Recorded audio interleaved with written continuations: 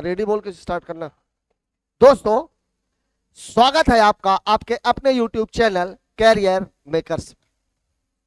Number system के पहले part में आज हम बात करेंगे गणित के नींव की, मतलब संख्याओं की। आज हम बात करेंगे अलग अलग संख्याओं की, संख्याओं के प्रकृति की, और साथ ही साथ उन संख्याओं के साथ कैसे कैसे सवाल एसएससी, व्यापम और रेलवे में पूछे जा रहे हैं। उन सारे सवालों की बात आज हम एक साथ करेंगे। आइए देखते हैं। पहला, संख्याएं कुल मिलाकर के कितने प्रकार की होती हैं? तो कौन कौन सी होती हैं? प्राकृत संख्या, पूर्ण संख्या, पूर्णांक संख्या, natural number, whole number and integer. अब नेचुरल नंबर क्या है, होल नंबर क्या है और इंटीजर क्या है, ये हम बात करते हैं यहां पर।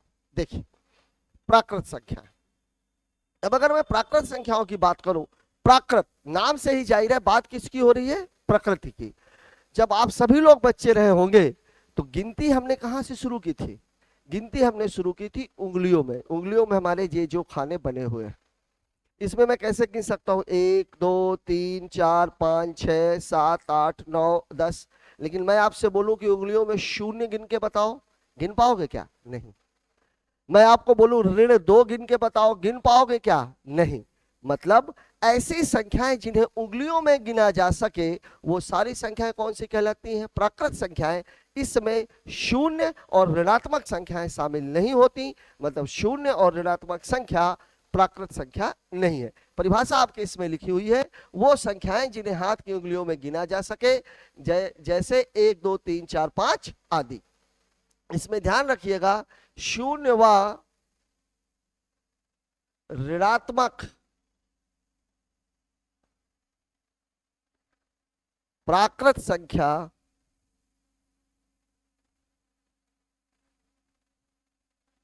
नहीं। फिर बात करते हैं पूर्ण संख्या की। पूर्ण संख्या, होल नंबर। होल नंबर कौन सी संख्या होती है? जब संख्याओं की बात की जाए, अब मैंने आपसे जब प्राकृत संख्या की बात की तो इसमें दो तरह की संख्याएं हमने छोड़ी, शून्य और ऋणात्मक। तो जब कभी भी हम पूर्ण संख्याओं की बात करेंगे तो यदि हम शून्य को भी शामिल कर दें, तो इसमें आपको लिखा हुआ है प्राकृत संख्याओं के साथ यदि शून्य को भी शामिल कर लिया जाए तो वह इंटीगर, ये उल्टा लिख गया है इसमें, क्या कहलाती है? Integer. If zero is also included with natural numbers then they are called integers। अब बात कर रहे हैं किसकी? हम पूर्णांक संख्याओं की। पूर्णांक संख्याओं की मतलब जब ऋणात्मक संख्या को भी और शून्य को भी, दोनों की। ध्यान रखिएगा यहां पे कुछ चीजें उल्टी हो गई हैं। ये मामला किसका है? पूर्णांक का। और ये मामला किसका है? पूर्ण का। ठीक है। तो जब शून्य को भी और ऋणात्मक संख्या को भी शामिल कर दिया जाए तो उसको हम क्या बोलेंगे? पूर्ण संख्या। ठीक है। तो जब नेगेटिव नंबर्स मींस शून्य भी रहेगा, इधर ऋण 3 भी रहेगा, ऋण 2 भी रहेगा, ये सब क्या है? इंटीजर्स। अब इसमें सवाल कैसे बनते हैं? जैसे आपसे पूछ लिया जाए ऋण 3 कौन सी संख्या है? अब इसका जवाब आप क्या दोगे? ऑप्शन में दे दिया आपको, प्राकृत, पूर्णांक, पूर्ण और विषम। इसमें कुछ बच्चे हमारे विषम में लगाने की गलती कर देंगे। तो याद रखिएगा कि जब कभी भी बात की जाए ऋणात्मक की, मतलब वो संख्या कौन सी संख्या है? पूर्ण संख्या है। अगर बात शून्य तक की जाए, ऋणात्मक न लिया जाए, तो बात किसकी हो रही है? पूर्णांक की। शून्य को भी हटा दिया जाए तो बात किसकी हो रही है? प्राकृत की। बात करते हैं अगले स्लाइड की। अब देखिए, दो तरह की संख्याएं और होती हैं, भाज्य संख्या और अभाज्य संख्या। इसमें दो चीजें छूटी हुई हैं। एक मैं बात कर लेता हूं सम संख्या की। सम संख्या मतलब बात किसकी हो रही है? Even number. मतलब संख्याओं का इकाई अंक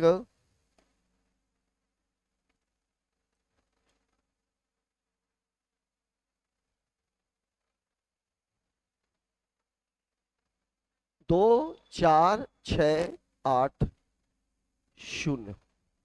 दूसरे नंबर पे मैं बात किसकी कर रहा हूं? विषम संख्या की।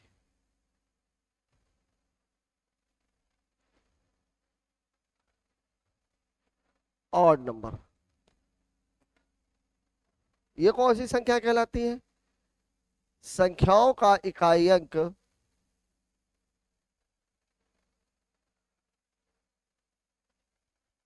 1, 3, 5, 7, 9। अभी हम फिलहाल बात किसकी कर रहे हैं? भाज्य संख्या की। भाज्य संख्या कौन सी संख्या कहलाती है? भाज्य, नाम से ही जाहिर है कंपोजिट नंबर की बात हो रही है। भाज्य संख्या कौन सी संख्या कहलाती है?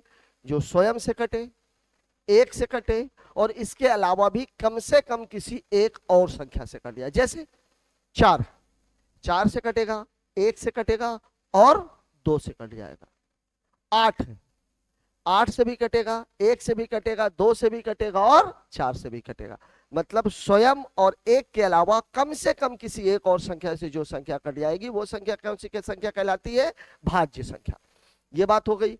अभाज्य, अभाज्य संख्या, यहां से बहुत ज्यादा सवाल पूछे जाते हैं। अभी मैं इसके बारे में आपको बहुत सारे फैक्ट्स भी बताता हूं। अभाज्य संख्या, प्राइम नंबर, रूढ़ संख्या भी इसको बोलते हैं, एक नाम इसका रूढ़ संख्या भी है। वह संख्याएं जिनके फैक्टर्स केवल 2 हो, मतलब वह स्वयं से कटती है और 1 से कटती है, स्वयं से और 1 से। ये बात याद रखिएगा, क्यों? क्योंकि अभी मैं इसके बारे में आपको बताऊंगा। स्वयं और 1, वह संख्या कौन सी कहलाती है? अभाज्य संख्या। आगे की बात कर लेते हैं। अब ये अभाज्य संख्याओं के बारे में कुछ फैक्ट्स। सबसे छोटी अभाज्य संख्या कौन सी है? 2। अब यहां पर थोड़ा सा कंफ्यूजन हो जाएगा, 1 कहां गया? तो याद रखिए, 1 ना तो भाज्य है और ना ही अभाज्य। क्यों नहीं है? क्योंकि अभाज्य में जो नियम है वो क्या है? अभाज्य में है स्वयं और 1। लेकिन जब 1 की बात आएगी तो इसका स्वयं 1 है, ये भी 1 है, ये जो और है ये इसके अंदर शामिल नहीं है। मतलब इसके कम से कम 2 फैक्टर्स होते हैं अभाज्य संख्याओं के, लेकिन 1 का फैक्टर केवल 1 होगा, इसलिए यह अभाज्य संख्या नहीं है। और अभाज्य नहीं है, फैक्टर 1 है, तो भाज्य के कम से कम कितने फैक्टर होने चाहिए? 3। अभाज्य के कितने फैक्टर होने चाहिए? 2, लेकिन 1 के फैक्टर केवल 1 ही है, मतलब ना तो यह भाज्य है और ना ही यह अभाज्य है। ये कुछ फैक्ट्स है, इनको आप लोग लिख लीजिए। सबसे छोटी अभाज्य संख्या कौन सी होती है? 2। एकमात्र सम संख्या जो अभाज्य भी है वो भी 2 ही है। 2 के अलावा और कोई संख्या नहीं है अभाज्य, क्योंकि जितनी भी सम संख्याएं हैं वो सब की सब 2 से विभाजित हो जाती है, मतलब फैक्टर्स की संख्या जो है वो बढ़ जाती है। सबसे छोटी विषम अभाज्य, किसकी बात कर रहा हूं मैं? विषम अभाज्य। विषम अभाज्य संख्या सबसे छोटी कौन सी है? 3 है। सबसे छोटी भाज्य, अब देखिए 2 भी अभाज्य, सबसे छोटी सम संख्या, सबसे छोटी विषम संख्या। तो पहली जो भाज्य संख्या है जिसके 2 से ज्यादा फैक्टर्स हैं वो कौन सी है? 4। अब देखो सबसे छोटी विषम भाज्य संख्या की बात हो रही है। विषम भाज्य संख्या कौन सी है? 9। 5 भी अभाज्य है, 7 भी अभाज्य है, 3 भी अभाज्य है। तीनों ये अभाज्य हो गए, तो सबसे छोटी कौन सी हो गई? 9, क्योंकि 9 के 3 फैक्टर हो जाएंगे, 1, 3 और 9। फिर आगे बात करते हैं, 1 से लेकर 100 तक कुल अभाज्य संख्याएं कितनी होती हैं? 25। 1 से 50 तक कुल अभाज्य संख्याएं कितनी होती हैं? 15। और 51 से लेकर के 100 तक अभाज्य संख्याएं कितनी होती हैं? 10। अब एक बात यहां पर ध्यान रखिए, ये बड़ा इंपॉर्टेंट पॉइंट है। 10 से बड़ी सभी अभाज्य संख्याओं का इकाई अंक 1, 3, 7 या 9 होता है। इसका स्क्रीनशॉट आप लोग ले लीजिएगा। 1, 3, 7 या 9 क्यों होता है भाई ऐसा? क्योंकि अगर कोई सी संख्या का इकाई अंक 5 हो जाएगा तो वह संख्या 5 से विभाजित हो जाएगी, स्वयं 5 को छोड़ के। 15 भी विभाजित होगी, 25 भी विभाजित होगी, 35, ये सारी संख्या किससे विभाजित हो जाएंगी?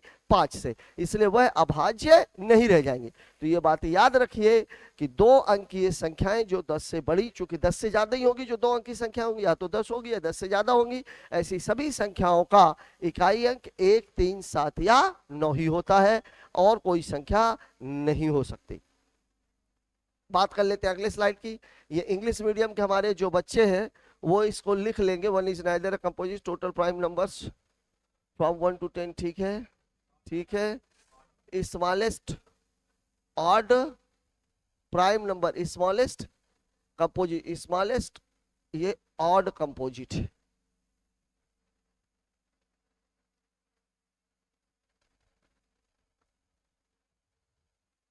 इसको आप लोग नोट करते जाइएगा। अब बात करते हैं अभाज्य संख्याएं निकालते कैसे। ये सवाल आपसे बहुत ज्यादा पूछा जाता है। 200 से 230 तक अभाज्य संख्याएं ज्ञात करें। इसके आगे एक सवाल और है, 1 से 120 तक अभाज्य संख्याएं ज्ञात करें। इसके बाद एक सवाल और है, 1 से 80 तक अभाज्य संख्याएं ज्ञात करें। यहां पर देखिए आपसे पूछा क्या जा रहा है, 1 से लेकर के कहां तक, 80 तक। अब इसको आप दो स्लॉट में बांट लीजिए। या तो आप इसको ऐसे कर सकते हो कि 1 से लेके 100 तक हमारे पास कितनी होती है, 25, और आप कहां से निकाल लो, 81 से 100 तक की, और 25 में से उसको घटा दो। या तो फिर आप निकाल लो 1 से 50 तक कितनी होती है, 15, आप निकाल लो 51 से 80 तक और उसमें इसको जोड़ दो, ये हो जाएगा। इसमें इसको आप माइनस कर दो। या तो दो तरीके हैं इसके।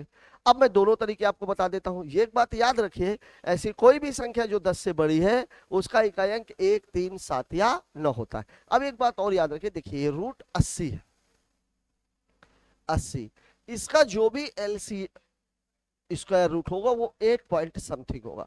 अब 8 पॉइंट समथिंग के पीछे कौन कौन सी संख्याएं हो सकती है जिनसे हमें चेक करना है, 3 से और 7 से। 5 से हम चेक क्यों नहीं करते हैं, 5 से हम चेक इसलिए नहीं करते हैं क्योंकि किसी भी संख्या का इकाई अंक जो 2 अंकों की है उसका इकाई अंक कभी भी 5 नहीं हो सकता, और 5 से केवल वही संख्या विभाजित हो सकती है जिसका इकाई अंक या तो 5 हो और या तो 0 हो। अब देखिए अगर मैं इस फॉर्मेट में चेक करूं 81 से लेकर के 100 तक, तो मेरी कौन कौन सी संख्याएं भाज्य हो सकती हैं, 81, 83, 87 और 89, 91, 93, 97 और 99। अब मुझे चेक किससे किससे करना है, मुझे चेक करना है 3 से और 7 से। 3 का नियम क्या कहता है, 3 के नियम में रहता है अंकों का योग, और 7 के नियम में क्या रहता है, इकाई अंक को 2 गुना कर शेष अंकों से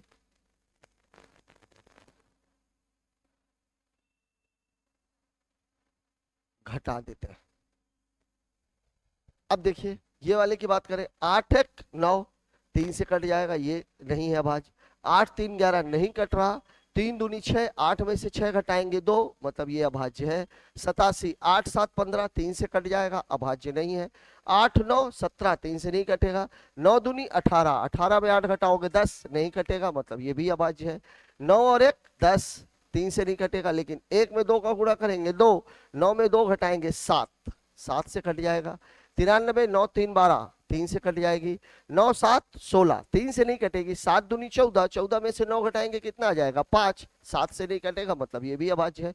9 और 9 18, ये 3 से कट जाएगी। अब देखिए 1 से लेकर के 100 तक मेरे पास अभाज्य संख्या कितनी थी, 25। 81 से लेकर के और 100 तक कितनी है, 1 2 और 3, इसमें से आप 3 घटा दीजिए, इसका उत्तर कितना आ जाएगा, 22। एक तरीका तो ये था। दूसरा तरीका, अगर मान लीजिए 70 तक पूछ लेता, यहाँ पर कम संख्याएं थी। अब मुझे ये पता है कि 1 से 50 तक कितनी है, 15, इसके आगे मुझे 80 तक चेक करनी है, तो मैं लूंगा कौन सी, 51, 53, 57, 59, 61, 63, 67, 69, 71, 73, 77, 79। अब चेक करिए, 5 1 6, 3 से कट जाएगी। 5 3 8, 3 से तो नहीं कटेगी, 3 दूनी 6, 6 में से 5 घटाएंगे 1, 7 से भी नहीं कटेगी, मतलब ये अभाज्य है। 7 5 12, 3 से कट जाएगी। 9 5 14, 9 दूनी 18 में से 5 घटाएंगे 13, नहीं कटेगी, ये भी अभाज्य है। 6 1 7, नहीं कट रही। 1 2 के 2, 6 में से 2 घटाएंगे 4, नहीं कट रही। 6 3 9, 3 से कट जाएगी। 7 दूनी 14, 14 में से 6 घटा देंगे 8, नहीं कटेगी। 7 6 13, ये भी नहीं कटेगी। 9 6 15, 3 से कट जाएगी। 7 1 8, 3 से नहीं कटेगी। 7 1 8, 3 से नहीं कटेगी, लेकिन 1 दूनी 2, 7 में से 2 घटाएंगे 5, 7 से भी नहीं कटेगी। 7 3 10, 3 से नहीं कटेगी। 3 दूनी 6, 7 में से 6 घटाएंगे, ये भी नहीं कटेगी। 7 7 14, 3 से नहीं कटेगी। 7 दूनी 14 में से 7 घटा दोगे 7, ये नहीं है अभाज्य। 9 7 16, 3 से नहीं कटेगी। 9 दूनी 18 में से 7 घटा दोगे 11, 7 से भी नहीं कटेगी, मतलब ये भी अभाज्य। अब देखिए 1 से 50 तक कितनी है, 15। अब यहाँ गिनिए 1 2 3 4 5, 6 और 7, 7 जोड़ देंगे, उत्तर कितना आ जाएगा? 22। मतलब दोनों तरीकों से आप आंसर को निकाल सकते हो। बस ध्यान रखना है कि आपको चेक कहां तक करना है। चेक कहां तक करना था इसमें? केवल 3 और 7 से। अगर ये 9 से ज्यादा आ जाता तो क्या करते? 9 का भी चेक करते।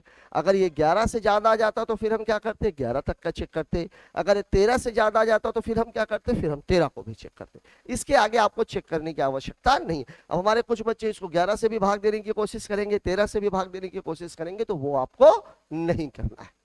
बात कर लेते हैं इसके पिछले एक सवाल की। आप लोग चाहें तो इसका स्क्रीनशॉट ले लीजिए।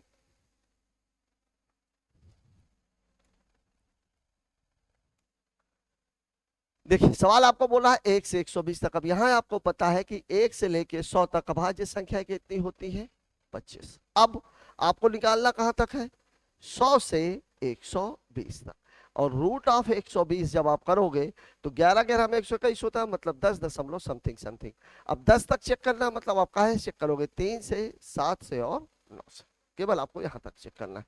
अब 100 से 120 तक संख्याएं कौन सी होंगी? 101, 103, 107 और 109, 111, 113, 117, 119।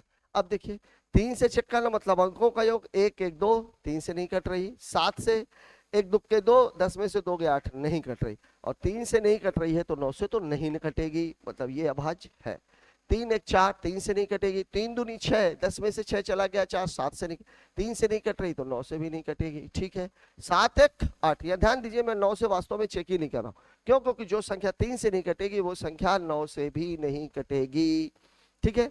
7 1 8 नहीं कट रही। 7 दूनी 14 में से 10 चला गया 4, 7 से भी नहीं कट रही, ये भी अभाज्य है।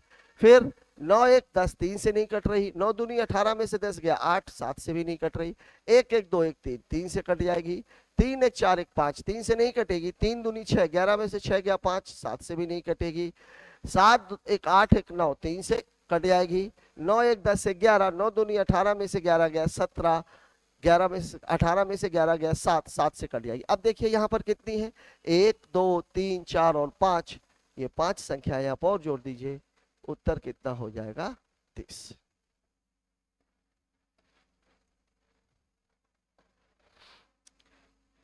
एक सवाल और देख लेते हैं। 200 से 230 तक। अब आपको कहां से निकालना है? आपको काउंटिंग पता ही नहीं। 200 से कहां तक निकालना है? 230 तक। अब आप देखिए क्या है मामला। 201, 203, 207, 209, 211, 213, 17, 19, 221, 223, 227, 229। अब रूट ऑफ 230 अगर आप करोगे कितना होगा? 15 का कितना होता है? 225। 16 का कितना होता है? 56। मतलब इसका जो मान है वो 15 दशमलव समथिंग समथिंग। मतलब आपको चेक कैसे करना है? 3 से, 7 से। अगर 3 से चेक करें तो 9 से चेक करने की जरूरत नहीं है, 11 से और 13 से। ठीक है। अब देख लीजिए इसको चेक कर लेते हैं। 3 से 2 1 3 कट रही है। 3 2 5 नहीं कटेगी। 3 दूनी 6, 20 में से 6 चला गया 14, कट रही है। 7 2 9, 3 से कट रही है। 9 2 11, 9 दूनी 18, 20 में से 18 गए 2, 7 से भी नहीं कट रही। 11 9 2 11, ये 11 से कट जाएगी। ठीक है। फिर ये 2 1 3 1 4, 3 से नहीं कट रही। 1 2 के 2, 21 में से 2 चला गया 19, 7 से भी नहीं कट रही। 11 से 2 1 3, 3 में से 1 2 नहीं कट रही। 13 से, 13 1 कम 13, 8 बचेगा 81, मतलब ये अभाज्य संख्या है। 3 2 5 1 6, 3 से कट जाएगी। 7 1 8, 8 2 10, 3 से नहीं कटेगी। 7 दूनी 14, 21 में से 14 चला गया 7, 7 से कट जाएगी। 9 1 10 2 12, 3 से कट जाएगी। 7 2 2, 9 1 10 2 12, ठीक है। 2 2 4 1 5, 3 से नहीं कटेगी। 1 2 के 2, 20 में से 22 में से 2 गया 20, 7 से नहीं कटेगी। 11 2 1 3, 3 में से 2 गया 1, नहीं कटेगी। 13 1 कम 13, 9 बचेगा। 13 7 91, ये 13 से कट जाएगी। 3 2 5 2 7, 3 से नहीं कटेगी। 3 दूनी 6, 22 में से 6 गया 16, 7 से भी नहीं कटेगी। 3 2 5, 5 में से 2 चला गया 3, 11 से भी नहीं कटेगी। 13 का देखें तो 13 1 कम 13, 9 93, नहीं कटेगी, मतलब ये अभाज्य है। 7 2 9 2 11, नहीं कट रही। फिर 7 2 9, 9 में से 2 चला गया 7, नहीं कट रही। 7 दूनी 14, 22 में से 14 गया 8, नहीं कट रही। 13 एक कम 13, 9 97, नहीं कटेगी, तो ये भी अभाज्य है। 9 2 11, 11 2 13, 3 से नहीं कटेगी। 9 दूनी 18, 22 में से 18 जाएगा 4, 7 से भी नहीं कटेगी। 11 9 2 11, 11 में से 2 चला गया 9, 11 से भी नहीं कटेगी। 13 एक कम 13, 9 99, 13 7 91, 13 से भी नहीं कटेगी, मतलब ये भी अभाज्य है। तो टोटल अभाज्य हो गई 211, 223, 227 और 229, मतलब इसका उत्तर कितना हो जाएगा? 4।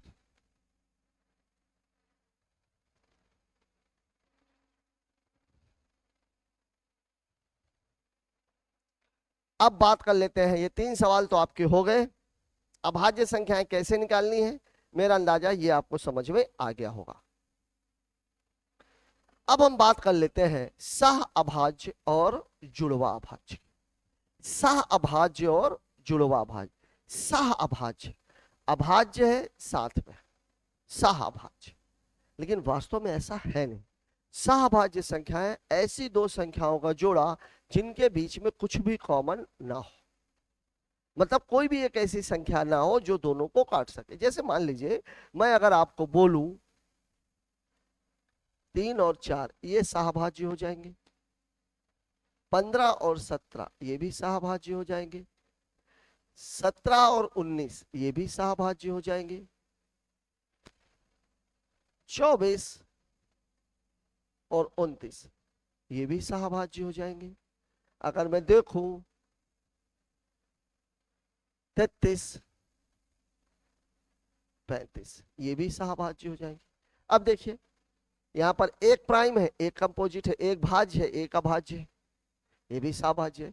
ये दोनों संख्याएं एक भाज्य है, एक अभाज्य है, ये भी सहभाज्य कहलाएगी। यहाँ दोनों अभाज्य है, ये भी सहभाज्य है। 24 29 ये भी सहभाज्य है, 33 35 ये भी सहभाज्य। सहभाज्य की शर्त केवल एक है, संख्याएं 2 होनी चाहिए और उनके बीच में कोई भी चीज कॉमन नहीं होनी चाहिए, मतलब कोई भी एक संख्या ऐसी नहीं होनी चाहिए जो दोनों को काट दे। लेकिन अब हम बात किसकी कर रहे हैं? जुड़वा, जुड़वा भाज्य। अब यहां 3 शर्तें लागू होती हैं। पहला, अभाज्य हो, दूसरा अंतर 2 का हो, और तीसरा HCF 1 हो। ये 3 संख्या। अभाज्य संख्याओं का ऐसा जोड़ा जिनके बीच का अंतर 2 हो तथा महत्तम समापवर्तक 1 हो। ऊपर केवल एक ही शर्त थी कि महत्तम समापवर्तक 1 हो, मतलब कोई भी ऐसी संख्या नहीं होनी चाहिए जो दोनों को काट दे। लेकिन यहाँ 3 शर्तें हैं। पहला, दोनों ही संख्याएं अभाज्य हो, दूसरा दोनों ही संख्याओं के बीच में अंतर 2 का हो, तीसरा HCF भी 1 हो। अब देखिए अगर मैं इसमें देखूं तो ये संख्या ये ट्विन प्राइम भी है, ये जुड़वा अभाज्य भी है। ये जुड़वा अभाज्य क्यों है? देखिए 17 और 19 ये जुड़वा अभाज्य क्यों है भाई? दोनों अभाज्य है और दोनों के बीच का अंतर 2 है। मतलब आप ये कह सकते हो कि सभी जुड़वा अभाज्य संख्याएं सह अभाज्य भी होती हैं। मतलब ये चीज आप चाहे लिख लीजिए कि सभी जुड़वा अभाज्य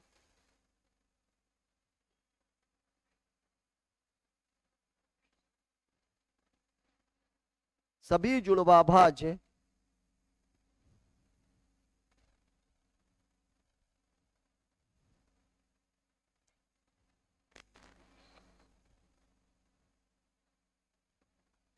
सह अभाज्य भी होती है। सभी जुड़वा भाज्य संख्याएं सह अभाज्य भी होती है। अब जुड़वा भाज्य और कौन कौन सी हो? जैसे 3 और 5 ये जुड़वा भाज्य है, 11 और 13 ये जुड़वा भाज्य है, 37 39 हो नहीं सकता, 41 और 43 ये भी जुड़वा भाज्य है, 17 19 मैंने आपको बताया ही, 17 और 19 ये भी जुड़वा भाज्य है। मतलब जुड़वा भाज्य की संख्या जो स्थिति है वो केवल एक है, शर्त जो है वो 3 है, वो ये है अंतर 2 का हो, दोनों अभाज्य हो और दोनों का HCF 1 हो। वैसे भी अगर दोनों संख्याएं अभाज्य है तो HCF 1 ही होगा, वो बात कहने की नहीं है। मतलब मूलतः 2 बातें याद रखनी है, दोनों अभाज्य हो और अंतर 2 का हो। बात कर लेते हैं अगले क्वेश्चन की। सवाल हमसे क्या कह रहा है? रामानुजन संख्या। रामानुजन संख्या कौन सी है पहले तो आप ये जान लीजिए, 1729।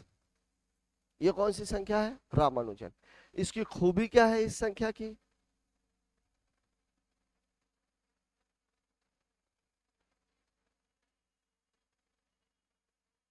ये एकमात्र ऐसी संख्या है जिसकी परिस्थिति ये है कि दो अंकों का घन करके जोड़ने पर हमें रामानुजन संख्या प्राप्त होती है।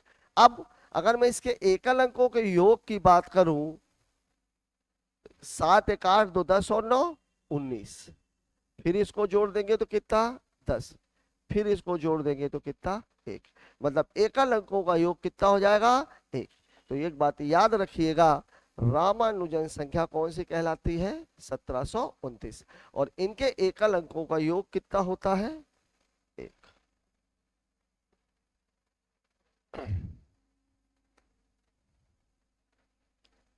स्थानीय मान और जातीय मान, नाम से ही जाहिर है।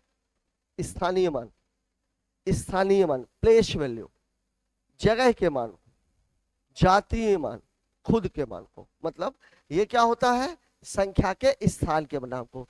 स्थान ये देखिए, प्लेस ये देखिए। जब स्थान के मान को कोई आदमी है, मान लीजिए वो प्रधानमंत्री है, तो वास्तव में वो स्थान की वैल्यू है। लेकिन वही आदमी जब घर में गया, ऑफिस में आपका बॉस है, लेकिन घर में गया तो उसका भी कोई बॉस है। तो जब ऑफिस में है तो वैल्यू किसकी है? उस कुर्सी की।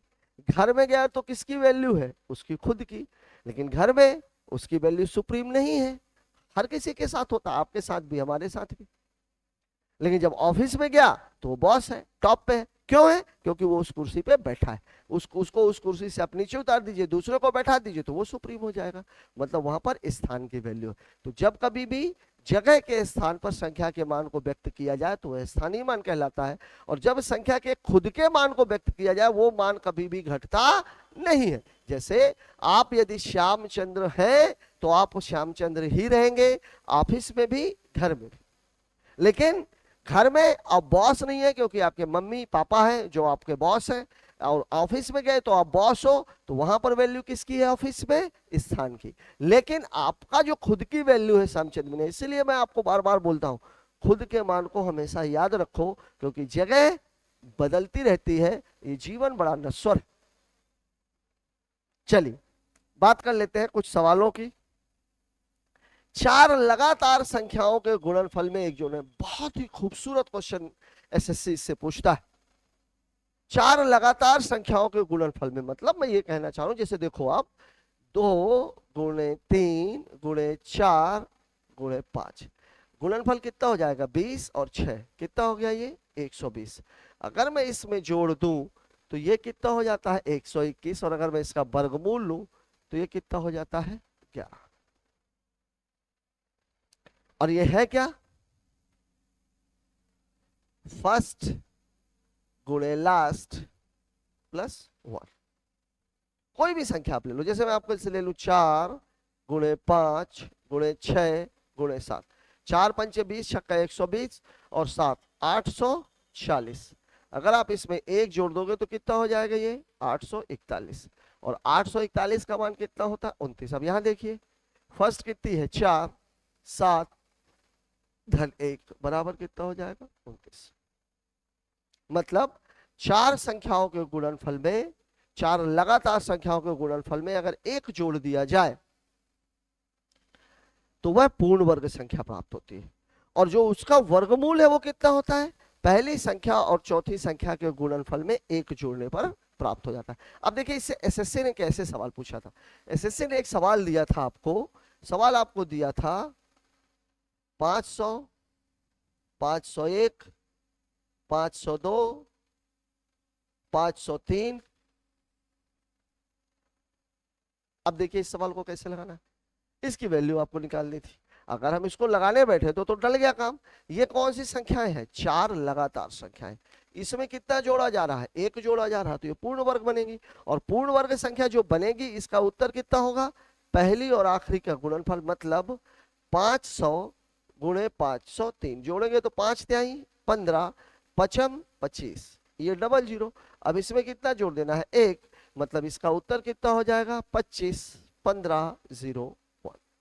ये आपके सवाल का जवाब है। अब ये सवाल वास्तव में उठा कहां से था, इस फैक्ट से उठाया गया था। ये समझने की आवश्यकता है, सवाल ये था, लेकिन ये सवाल का बेस क्या था, ये था। बात कर लेते हैं अगले फैक्ट की। 100 से 1010 तक एकमात्र अभाज्य संख्या, यहां ध्यान रखिएगा, इसको 4 अंक की न्यूनतम अभाज्य भी बोलते हैं।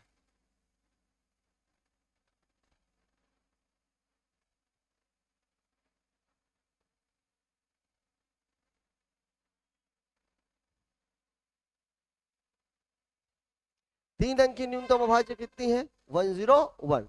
4 अंक की न्यूनतम अभाज्य कितनी है 1009। अब यहीं से आप एक बात समझ सकते हो, 1001, 1003, 1007 ये सब किसी ना किसी से कट रही होंगी। अगर नहीं कट रही होती तो फिर 1001 होती। अगर 3 अंकों की 101 हो सकती है तो 4 अंकों की 1001 होनी चाहिए, लेकिन नहीं है। क्यों नहीं है, क्योंकि 1001 कौन सी संख्या है, भाज्य संख्या। बात करते हैं अगले स्लाइड की। किसी प्राकृत का वर्ग करने पर, यह बात हमेशा ध्यान रखिएगा, किसी भी संख्या का वर्ग करें तो उसका जो इकाई अंक है वो 2, 3, 7 और 8 नहीं आता। इसको ऐसे भी देख सकते हो आप, 1 का वर्ग करोगे 1, 2 का वर्ग करोगे 4, 3 का वर्ग करोगे 9, 4 का वर्ग करोगे 16, 5 का वर्ग करोगे 25, 6 का वर्ग करोगे 36, 7 का वर्ग करोगे 49, 8 का वर्ग करोगे 64, 9 का वर्ग करोगे 81 और 10 का वर्ग करोगे तो 100। अब आप देखिए इकाई अंक देखिए जरा इसके,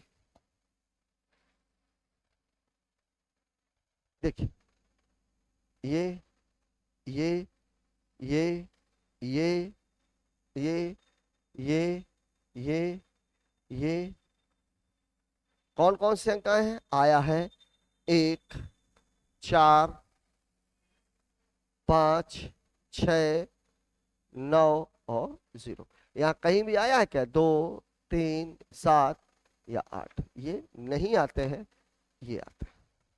ये बात आपको याद रखनी है।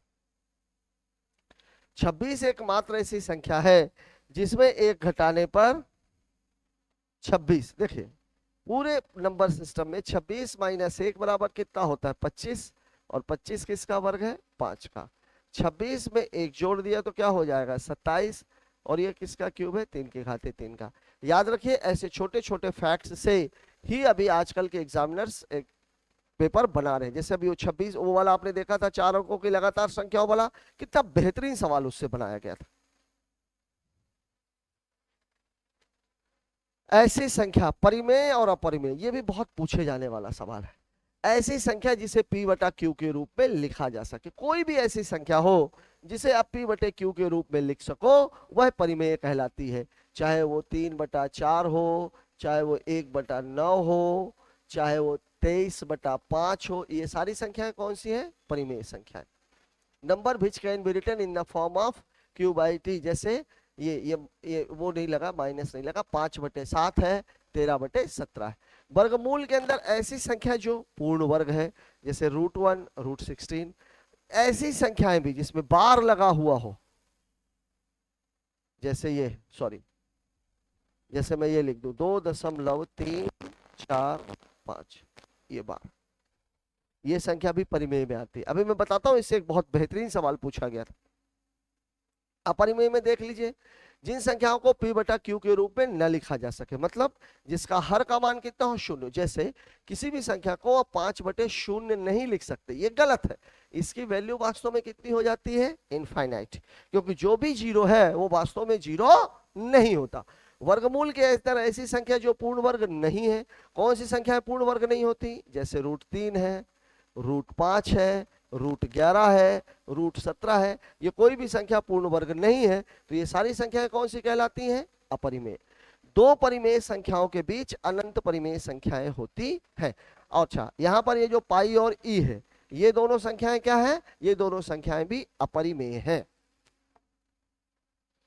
अब इसमें मैं एक बात आपको बता दूं, इसमें एक बहुत ही खूबसूरत सवाल आया था। सवाल क्या पूछा गया था आपसे, सवाल आपसे पूछा गया था निम्न में से अपरिमेय है। उत्तर क्या था?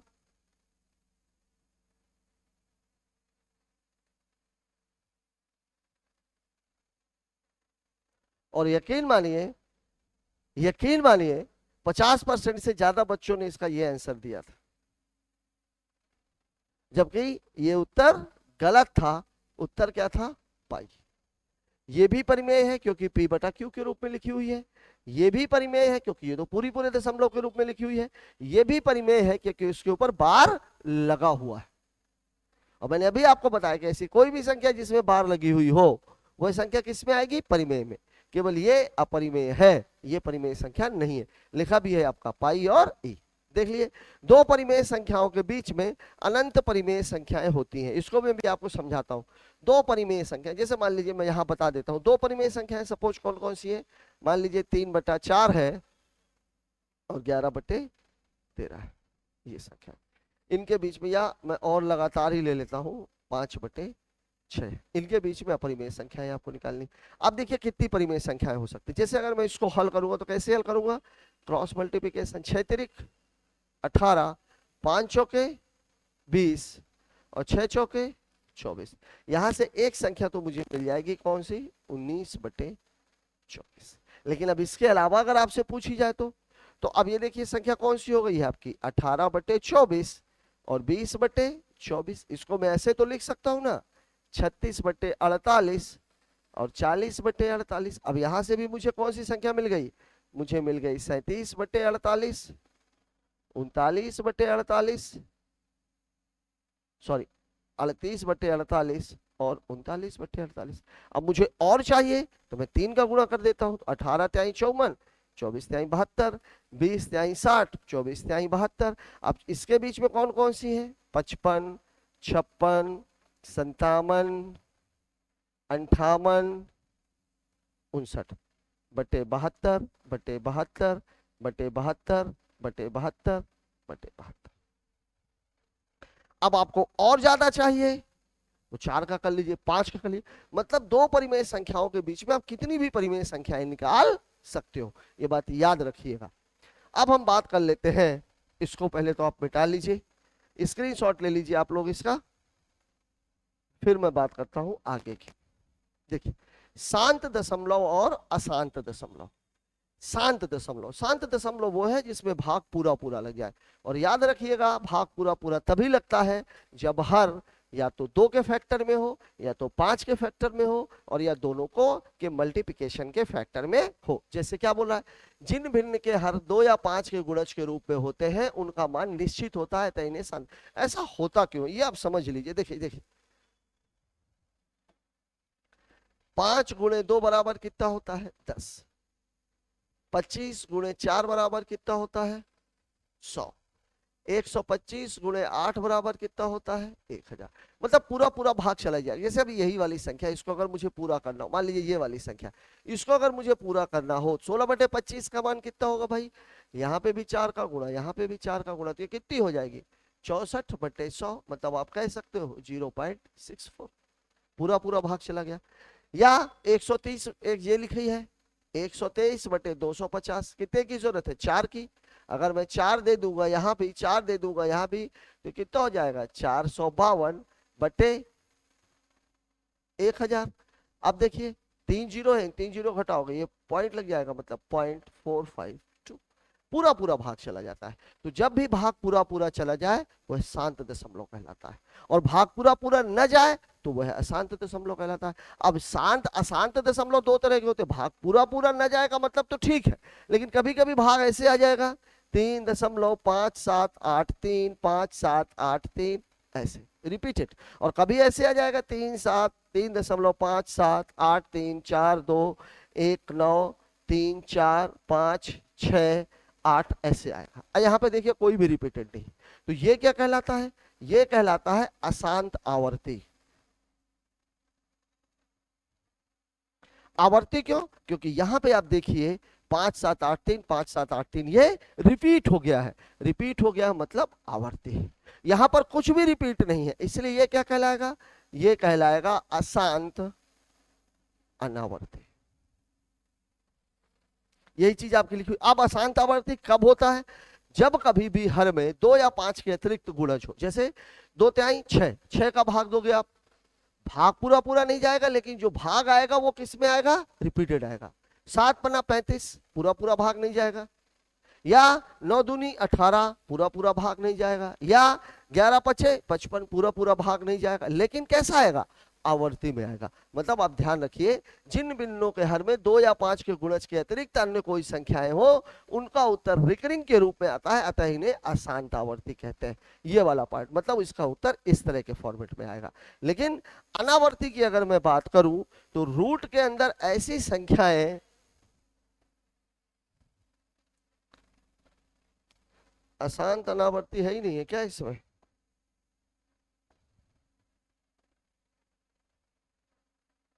ये आप लोग चाहे लिख लीजिए इसको।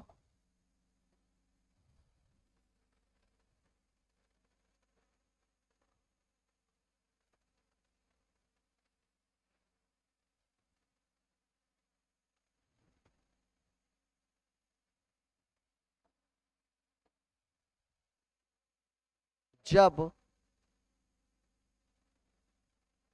वर्गमूल के अंदर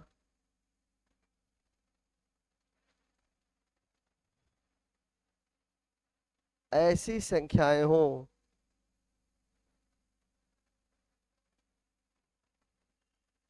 जो पूर्ण वर्ग नहीं, जैसे √3, √7, √13, ये सब क्या है? अशांत अनावर्ती है। मतलब अगर आप इनकी वैल्यू निकालोगे तो भाग पूरा पूरा भी नहीं जाएगा और भाग रिपीट भी नहीं होगा, मतलब जो डिजिट्स आएंगे वो रिपीट नहीं होंगे। अब हम बात करते हैं कुछ सवालों की।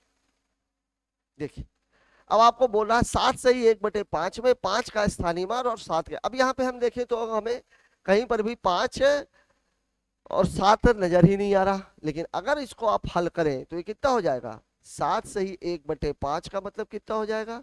36/5। अब आप इसको अगर आप हल करोगे तो कैसा आ जाएगा ये भाई? 36 में आप 5 का भाग दे लीजिए, 5 सते,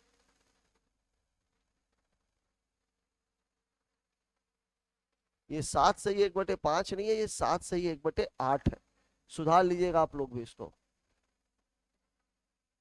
8 सते 56, 1 57/8।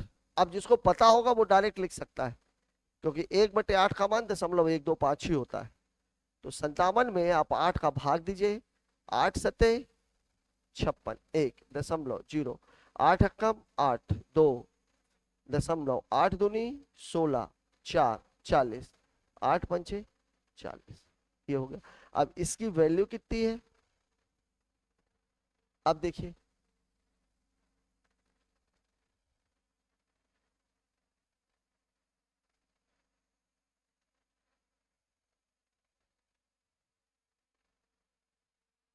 इसको भी आप सुधार लीजिए, इसको बस सुधारिए। चलिए आप इसको बस सुधार लीजिए। मैं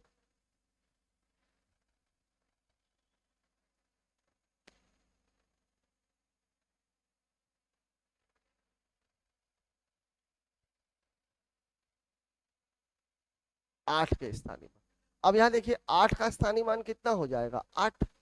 और 7 का स्थानीय मान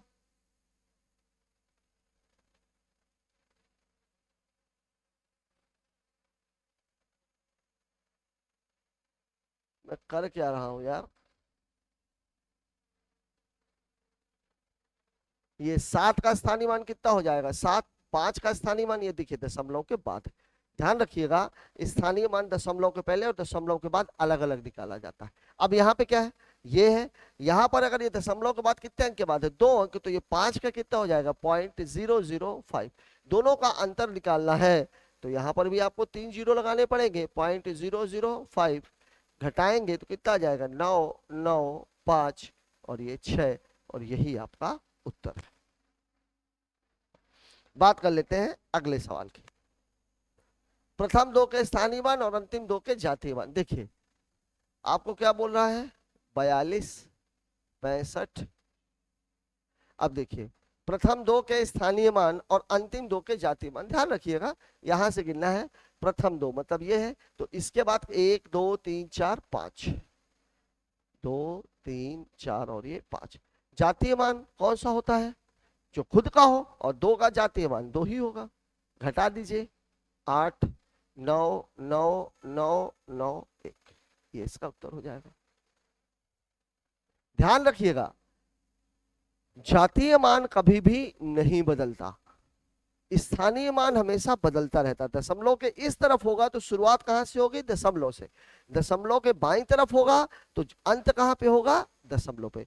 दोनों को हम अलग अलग करके देखते हैं।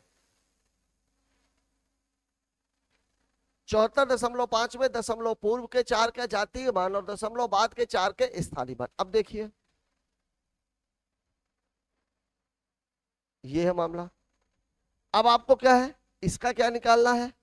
पूर्व का जातीय मान। जातीय मान इसका कितना होगा? 4। वास्तव में इसका स्थानीय मान भी 4 ही होगा। और दशमलव बाद के 4 का स्थानीय मान, इसका स्थानीय मान कितना होगा? पॉइंट के बाद एक अंक है तो 0, ये। और इनका क्या निकालना है? योग। योग निकालना है तो कितना हो जाएगा? 4.04। इसकी बात कर लेते हैं। 5 अंकों की महत्तम। जब भी महत्तम संख्या लिखने की बारी आए तो जितने अंक बोल रहा है उतने 9 लिख दीजिए, और न्यूनतम लिखने की बारी आए तो सबसे पहले 1 लगा दीजिए, फिर उसके बाद आप देख लीजिए कितने अंक बनाने हैं, उतने 0 लगा दीजिए। मतलब जैसे बोल रहा है 5 अंकों की महत्तम, तो कितनी बार लिखना है? ये रहता है m टाइम्स 9। ये किसका है? हाईएस्ट का। 5 अंकों का लेना है तो 1 2 3 4 5, ये हो गया। 6 अंकों की न्यूनतम। अब क्या लेना है आपको? इसे मैंने आपको क्या बताया? 1 ले लीजिए। अब 6 अंक बनाने तो 1 अंक 2 3 4 5 और ये 6। अंतर क्या होगा? जब इन दोनों को आप घटाओगे तो 1 2 3 4 5, घटाओगे तो उत्तर कितना आ जाएगा? 1। ये बात याद रखिएगा, महत्तम और न्यूनतम चौथी पांचवी में आप लोगों ने पढ़ा होगा। 100 से 110 तक कितनी जुड़वा अभाज्य है? पहले तो आपको निकालना पड़ेगा कि कितनी अभाज्य है। तो 100 से मतलब आगे देखनी है तो कौन सी होगी? 101 103 107 और 109। अब देखिए 109, यहां पर अगर आपको याद नहीं हो तो ये तो अभाज्य है ही। 103 यहां चेक कैसे करना है? 110 ये कितना हो जाएगा? 10 पॉइंट समथिंग समथिंग। आप करोगे तो किससे करोगे? 3 और 7 से। 3 से ये कटेगी नहीं, 7 से। 3 दूनी 6, 10 में से 6 चला गया, 4 नहीं कटेगी। 7 1 8, 3 से कटेगी नहीं। 7 दूनी 14 में से 10 चला गया, 4 नहीं कटेगी। 9 1 10, 3 से नहीं कटेगी। 9 दूनी 18 में से 10 चला गया। मतलब इसमें से कोई भी संख्या ऐसी नहीं है जो भाज्य हो, सारी अभाज्य है। अब अभाज्य है तो जुड़वा अभाज्य आपको अगर बनानी है तो जुड़वा अभाज्य के लिए अंतर कितने का होना चाहिए? 2 का। मतलब 1 तो ये बन जाएगा।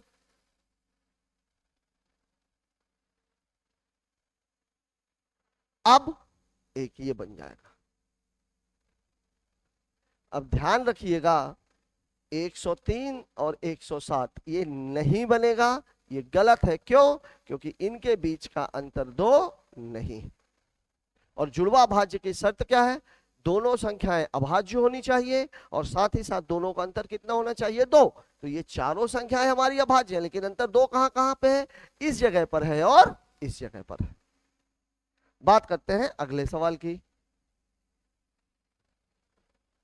अगला सवाल हमसे क्या कह रहा है? 67 503 को निकटतम। यहां ध्यान दीजिए, अब इसमें आपसे पूछा क्या है? सैकड़ा। मैं तो बोल रहा हूं अगर इसमें 1000 भी पूछ लेता तो क्या करते? अब देखिए यहां पर सैकड़ा, सैकड़ा कब बनता है? इकाई दहाई सैकड़ा, मतलब यहीं तक का मामला है, इस जगह तक का। तो आप क्या करोगे? 67 5, इसके बाद कितना है? 3 है। कितने जीरो लग जाएंगे? 3। मतलब आपके सवाल का जवाब तो ये है। लेकिन अगर मैं इसकी बात करूं 1000 की, तो अब 1000 के लिए इकाई, दहाई, सैकड़ा और ये 1000, मतलब यहां तक की बात होगी। अब यहाँ देखिए ये कितना है, 67,503। इसके बाद ये कितना है, 503 है, जो कि 500 से ज्यादा है। तो इसका निकटतम 1000 67 नहीं होगा, ये नहीं होगा, क्योंकि 503 500 से ज्यादा है। तो आप क्या करोगे, एक बढ़ा करके लिखोगे। मतलब अगर 1000 पूछा गया होता तो इसका उत्तर हो जाता 68,000, और ये आपका सही आंसर है। निकटतम की बात हो रही है, तो आपको ये ध्यान रखना है 50 से कम या 50 से 5 से कम या 5 से ज्यादा। 100 से 110 तक कितनी अभाज्य है, 10 से 100 तक। अब देखिए आपने पढ़ रखा है कि 1 से 100 तक अभाज्य संख्या कितनी होती है, 25। और 1 से 10 तक कौन कौन सी अभाज्य है, 2, 3, 5, 7, केवल 4 ही, और तो कोई अभाज्य है नहीं। तो अब आप क्या करोगे, आपको निकालना क्या है, 10 से 100 तक। इसको याद भी रखिएगा, चाहे 25 - 4, उत्तर कितना, 21। बात कर लेते हैं अगले सवाल की। अगला सवाल हमसे क्या कर रहा है, 65 तक में कितनी अभाज्य। देखिए 1 से लेकर के 50 तक तो आपको बता दिया गया कितनी अभाज्य होती है, 15। अब आपको निकालना कहां से, 51 से 65 तक। अब देखिए कि कौन कौन सी हो जाएगी, 51, 53, 57, 59, 61, 63, यही हो सकती है। अब देखिए इसको चेक काहे से करना है, अब देखिए इसका रूट ऑफ 65 ये क्या होगा, 8 दशमलव कुछ कुछ। अब इसको चेक काहे से करोगे आप, 3 से और 7 से। देखिए 5 1 6, 3 से कट जाएगा। 53 3 से नहीं कटेगा, 7 8 56, 7 से भी नहीं कटेगा, मतलब ये अभाज्य है। 7 5 12, 3 से कट जाएगा। 9 5 14, 3 से नहीं कटेगा, 7 से भाग दोगे, 7 8 56, 7 9 63, नहीं कटेगा, ये भी अभाज्य है। 61 6 1 7, 3 से नहीं कटेगा, 7 से भी नहीं कटेगा। 6 3 9, 3 से ही कट जाएगा, सॉरी 61 कैसे काट दिया मैंने, 51 कट रहा है, 61 ये अभाज्य, 3 से भी नहीं कट रही है और 7 से भी नहीं। अब देखिए यहाँ पे आवाज कितनी आ गई, 1 2 और 3, तो 15 तो आपके पास थी ही, 3 और जोड़ दीजिए, उत्तर कितना हो जाएगा, 18।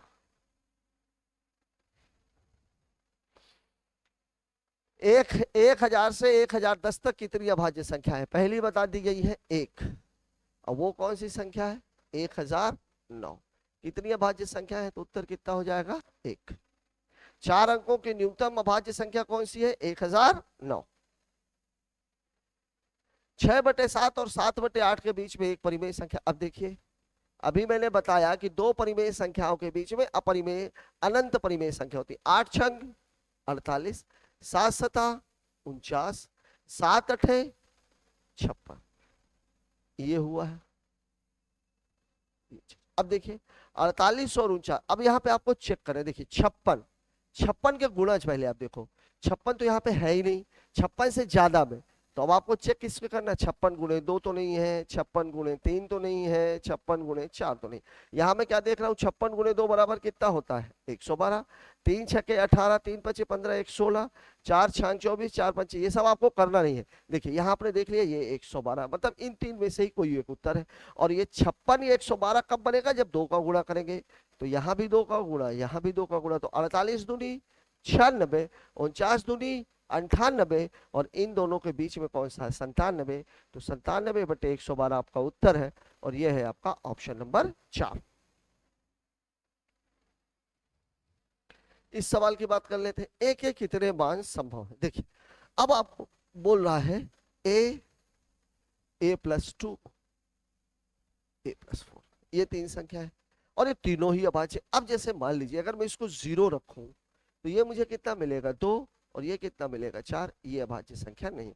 मतलब ये मैं कब की बात कर रहा हूँ, a बराबर 0 रखो, तो a बराबर 1 रखूं तो ये 1 हो जाएगा, ये 3 हो जाएगा, ये 5 हो जाएगा, ये बिल्कुल सही, ये हो सकता है। a बराबर अगर मैं 2 रखूं तो 2 हो जाएगा, 4 हो जाएगा, 6 हो जाएगा, ये भी नहीं हो सकता। a बराबर अगर मैं 3 रखूं तो 3 हो जाएगा, 5 हो जाएगा, और ये 7 हो जाएगा, ये भी सही है। a बराबर अगर मैं 4 रखूं तो ये 4 हो जाएगा, 6 हो जाएगा, 8 हो जाएगा, ये हो ही नहीं सकता। एक मानो 5 रखूं तो ये हो जाएगा 5, ये हो जाएगा 7, और ये हो जाएगा 9, मतलब ये भी नहीं। मतलब यहाँ पर केवल 2 ही मान संभव है, ये वाले। ए का मान 1 या ए का मान 3। देखिए एक बात यहाँ ध्यान रखिएगा, 2 के ऊपर मान यहाँ पे क्यों नहीं लेंगे, ए की वैल्यू 2 अगर यहाँ रखेंगे तो ये 4 हो जाएगा, 4 हो जाएगा। और 2 के अलावा कोई संख्या ऐसी है नहीं सम संख्या जो कि क्या निकलेगी, जो कि अभाज्य हो। तो 2 और 4 तो रखने की आवश्यकता नहीं, आपको चेक कहाँ से करना है, 1 से 1, 3 और 5 को। 1 को मैंने चेक किया फिट बैठा, 3 को मैंने चेक किया फिट बैठा, 5 को मैंने चेक किया फिट नहीं बैठा, इसलिए उत्तर कितना आया 2। आपको ये और ये और ये इन तीनों को चेक करने की आवश्यकता नहीं है, ये मैंने केवल आपको समझाने के लिए चेक किया था। अगला सवाल, n के कौन से मान के लिए अभाज्य, देखिए अब आपको क्या बोल रहा है, n square minus 1 n square plus 1। मैंने आपको बताया अगर मैं इसको 2 रखूंगा, कहां से शुरू करते हैं, चलो 1 से शुरू करते हैं, तो ये कितना हो जाएगा, 0 ही हो जाएगा, कोई मतलब नहीं है।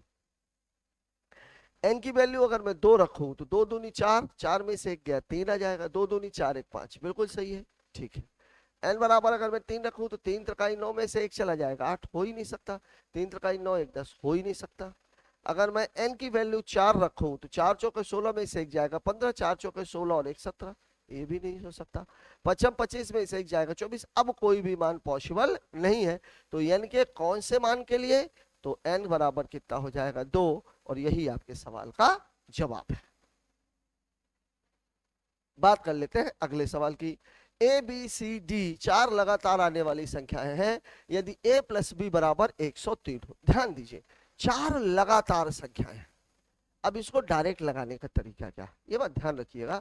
मतलब ए बी सी डी 4 लगातार, इनका औसत यहाँ बीच में होना चाहिए, ठीक है।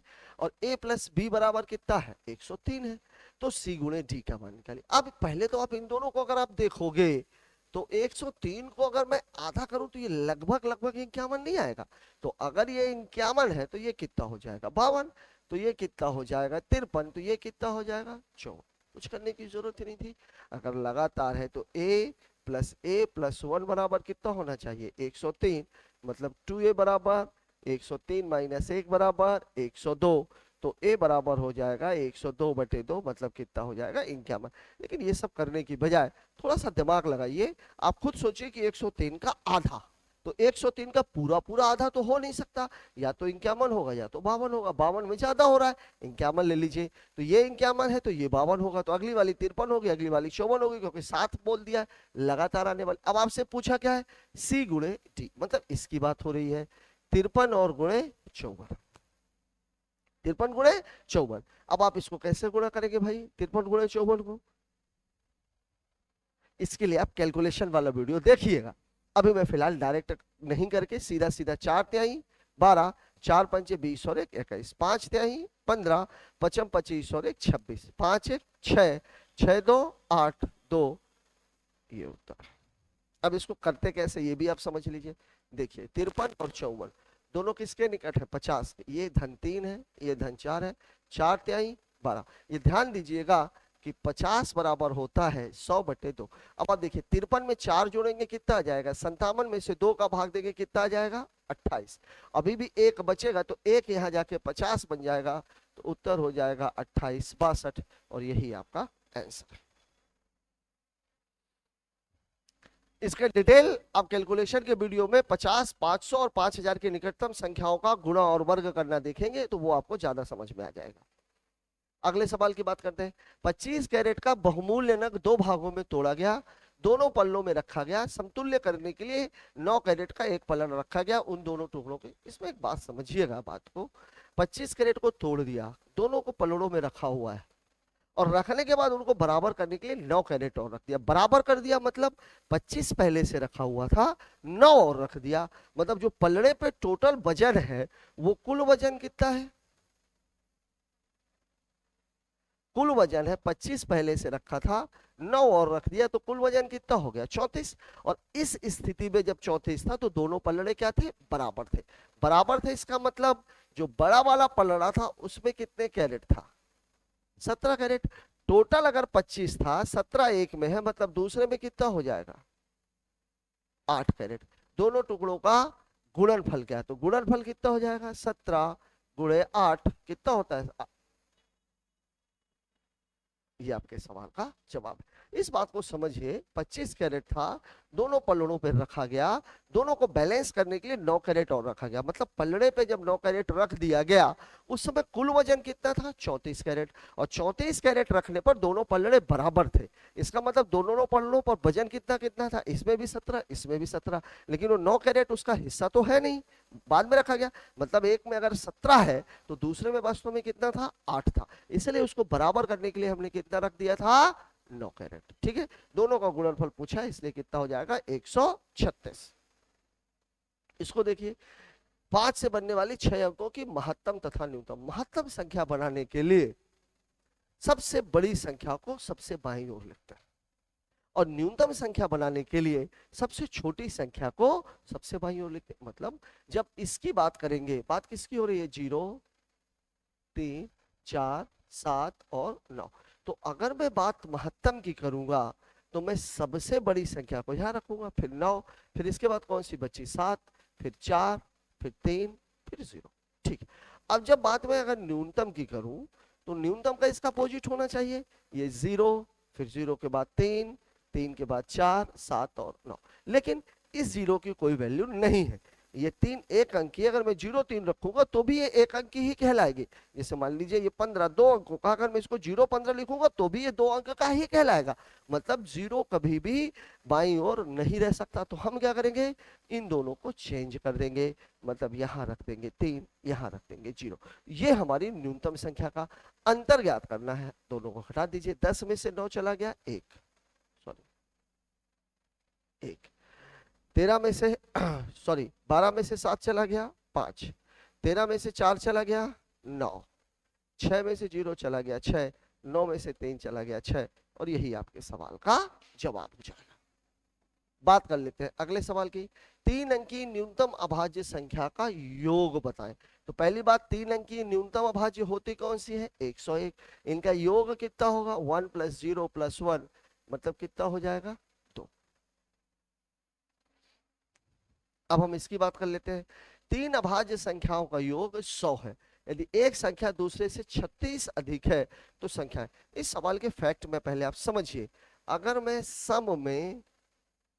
सम जोड़ूं तो उत्तर किस में आएगा? सम में। अगर मैं विषम जोड़ूं तो उत्तर किस में आएगा? विषम में। अगर मैं सम में विषम जोड़ूं तो उत्तर कितना आएगा? विषम। अब संख्याएं कौन कौन सी हैं? 3 है। अब मैं ऐसे अगर ले लूं कि विषम प्लस विषम प्लस विषम, तो ये दोनों मिलके सम हो जाएंगी। और सम में अगर मैं विषम को जोड़ दूंगा तो फिर विषम आ जाएगा। लेकिन यहां पर आ कितना रहा है? 100। और ये संख्या कौन सी है? सम।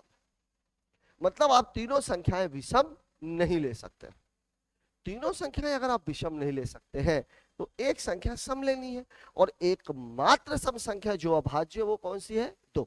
मतलब इन 3 संख्याओं में से एक संख्या तो 2 होगी। अब आगे क्या बोल रहा है? एक संख्या दूसरे से 36 अधिक है। एक अगर x है तो दूसरी कितनी हो जाएगी? x + 36। और इसके बराबर कितना है? 100।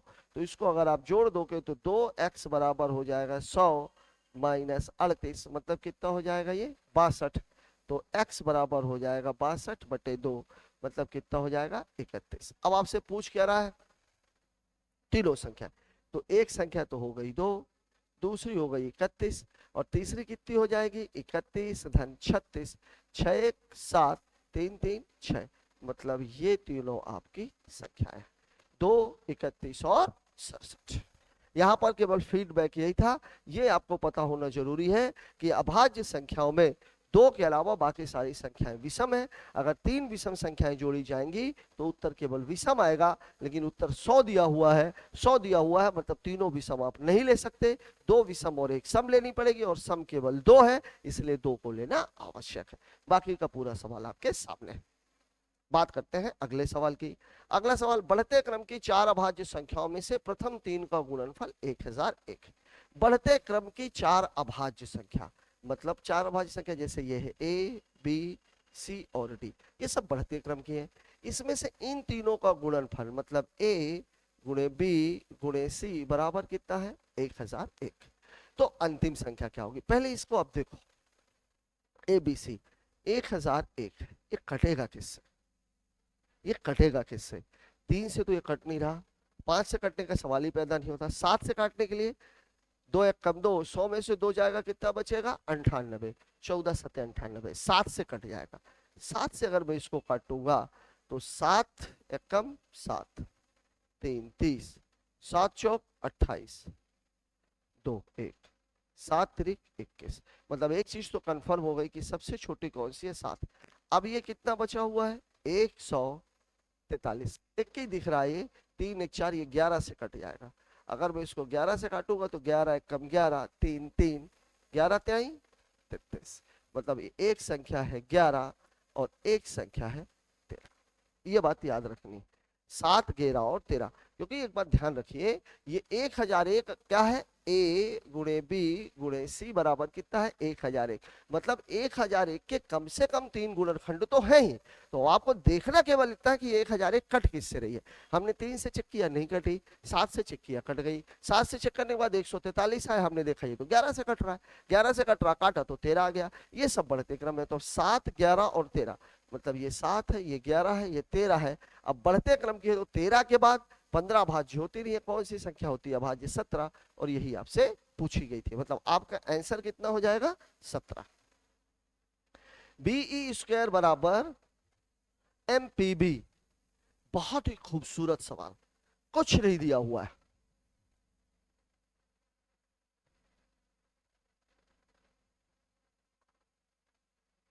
अब अभी आपको जब मैं बेसिक पढ़ा रहा था तो उसमें मैंने आपको बताया था किसी भी संख्या को वर्ग करने पर इकाई का मान कभी भी 2 3 7 या 8 नहीं हो सकता।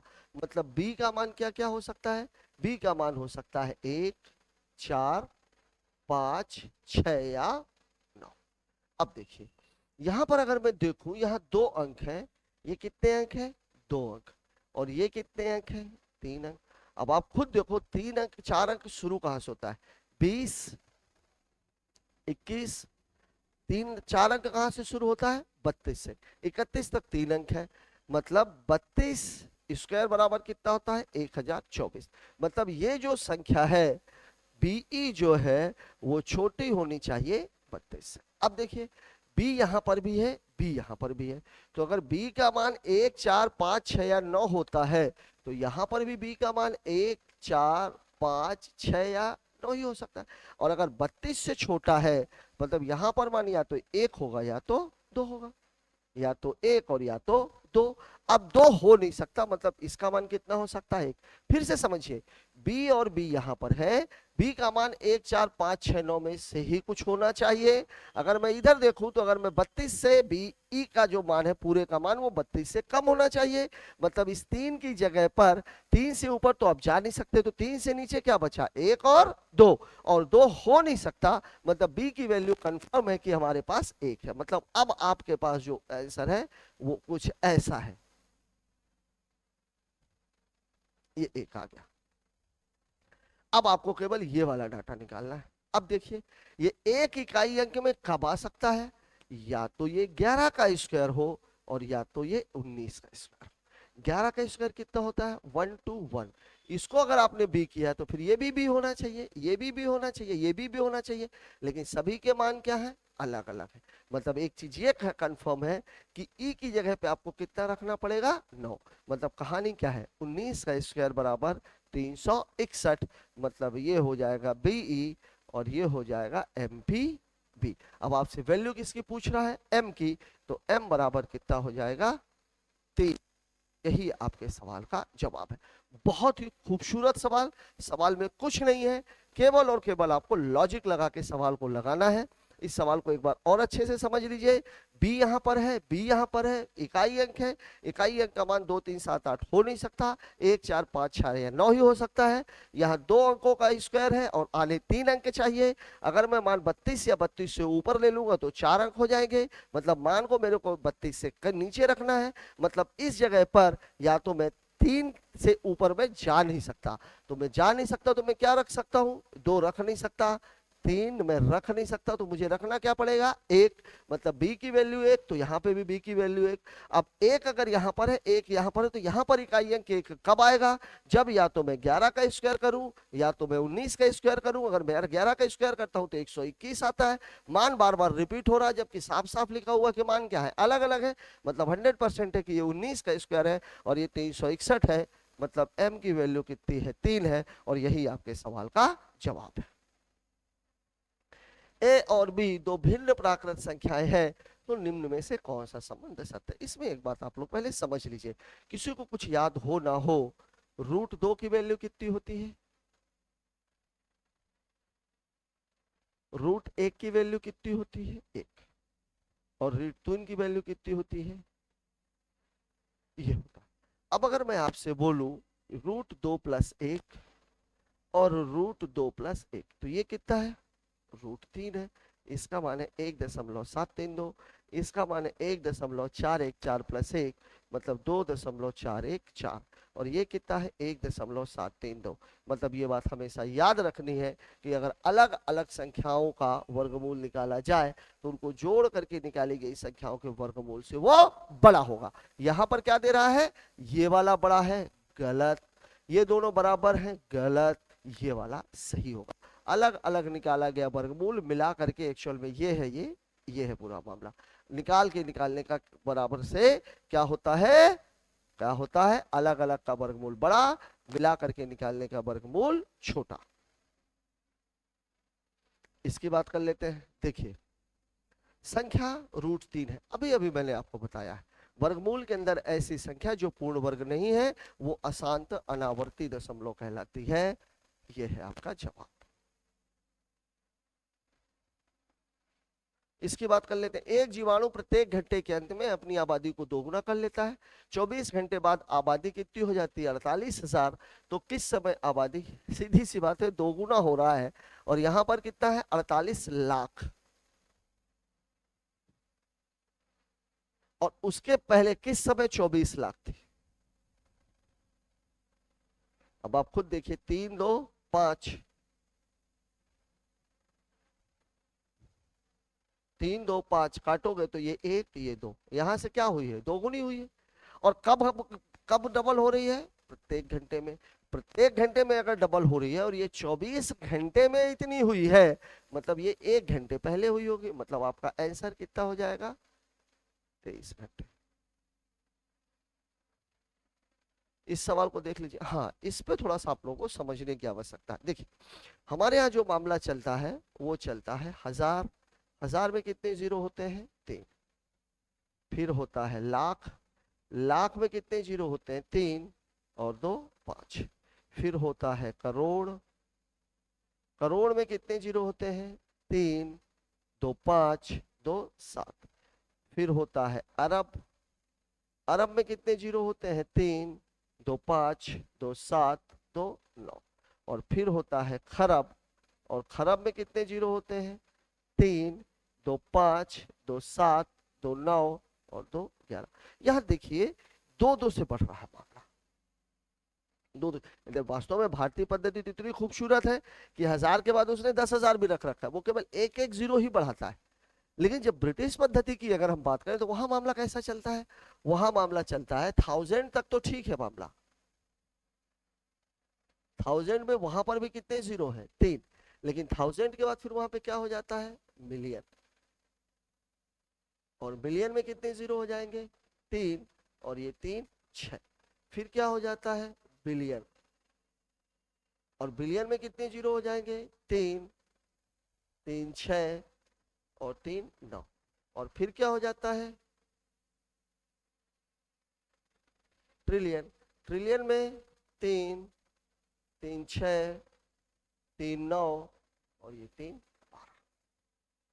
ये इसका और ये इसका। अब इसमें सवाल ऐसे चेंज करने के लिए आते हैं, जैसे बोल रहा है 70 करोड़ बराबर मिलियन में बदलना है। 70 करोड़, करोड़ में ये कितना हो गया, हजार, ये हो गया लाख, और ये हो गया करोड़। ये है हमारा 70 और ये है हमारा करोड़। अब इसको बदलना किस में है, मिलियन में। बदलना किस में है, मिलियन में। तो मिलियन में ये हमारा हो गया 1000 और ये हो गया हमारा मिलियन। अब आप इसको उड़ा लीजिए, 1 2 3 4 5 6, 1 2 3 4 5 6, मतलब कितना बचा आपके पास 700, मतलब इसका उत्तर कितना हो जाएगा 700। अब देखिए 15.7 लाख, 15.7 लाख, 1 2 3 4 और ये 5 लाख, हजार लाख, ये दशमलव हटेगा, ये जीरो भी हट जाएगा। फिर देखिए बदलना किस में है, बिलियन में, 1 2 3 मिलियन,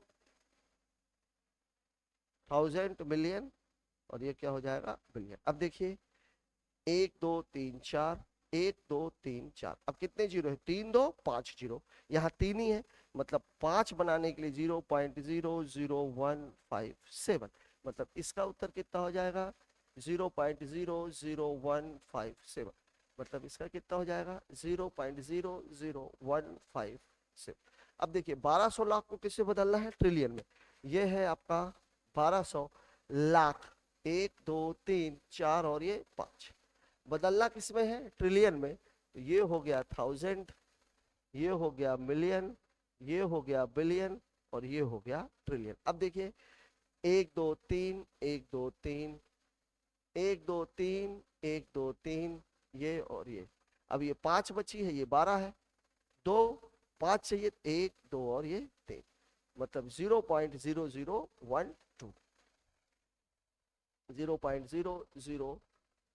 0.00012, 5 चाहिए थे, ये 5 हो गया।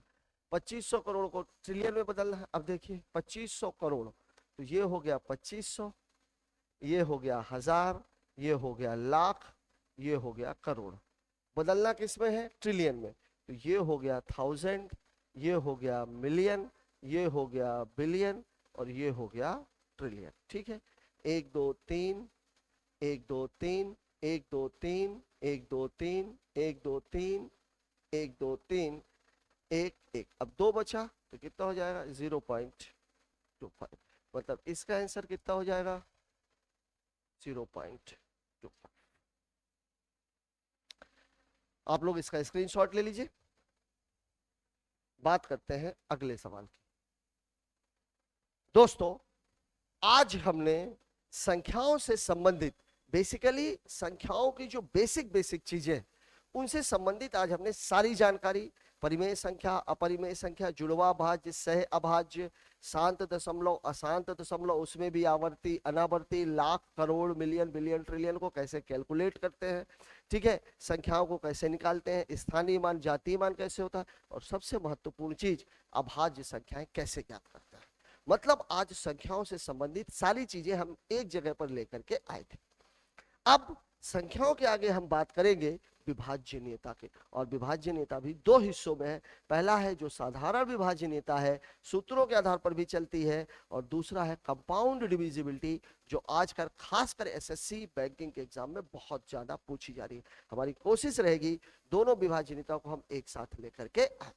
आज का ये वीडियो आपको कैसा लगा कमेंट बॉक्स में जाकर के जरूर बताएं। Thanks for watching.